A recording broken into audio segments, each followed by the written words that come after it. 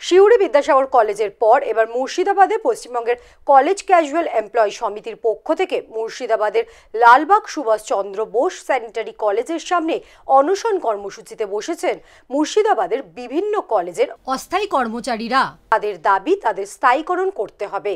সরকারের 2019-এর আইন অনুসারে পিএফ ভাতা প্রদান করার দাবিও তুলেছেন তারা।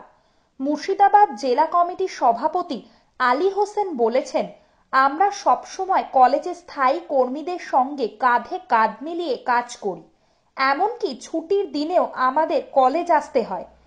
তাই আমাদের দাবি মুখ্যমন্ত্রীর কাছে যেন প্রত্যেক অস্থায়ী কর্মচারীকে 60 বছর পর্যন্ত কাজ করার অনুমতি দেওয়া হয় এবং অতি দ্রুত পিএফ চালু করা হয়।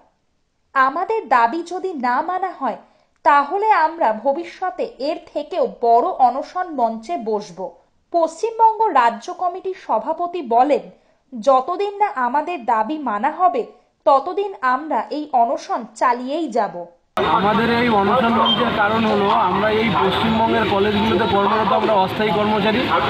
আমরা দীর্ঘদিন ধরে এই কলেজে কাজ করে আসছি, কেউ 8 বছর, কেউ 10 বছর, কেউ 20 বছর এবং এমনকি 28 বছর অবধি আছে।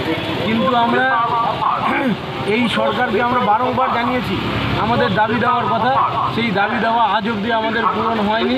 তাই আমরা আজ পথে নামতে বাধ্য হয়েছি। আমাদের দাবি পূরণ হবে, আমরা এই অনশন মঞ্চ ছাড়বো না। প্রত্যেকটি জেলায় জেলায় কিন্তু হচ্ছে, শুধু মুর্শিদাবাদ না, প্রত্যেকটি জেলায় আপনারা খোঁজ নিয়ে দেখবেন, প্রত্যেকটি জেলায় কিন্তু এই অনশন কর্মসূচি শুরু হয়েছে। আজ মুর্শিদাবাদ জেলা এবং পূর্ব মেদিনীপুর জেলায় আজকে এই অনশন মঞ্চ শুরু হলো। অনশন মঞ্চে আমরা একটা উদ্দেশ্যে বসেছি, আমরা গোটা রাজ্যে আমরা বারংবার শিক্ষামন্ত্রীর কাছে, মাননীয় মুখ্যমন্ত্রীর কাছে আমরা ডেপুটেশন দিয়েছি, কোনো হয়নি। নিয়মে নিয়োগ কলেজের গেস্ট লেকচারার ওনাদেরকেও উনি চাকরির নিশ্চয়তা দিয়েছেন এবং ভালো জায়গায় করে দিয়েছেন। আমাদের দাবি 60 বছর চাকরির নিশ্চয়তা দিতে হবে এবং যতদিন উনি না দেবেন আমরা অনশন চালিয়ে যাব। যদি না মানতে চাইছেন আমাদের দাবি ততদিন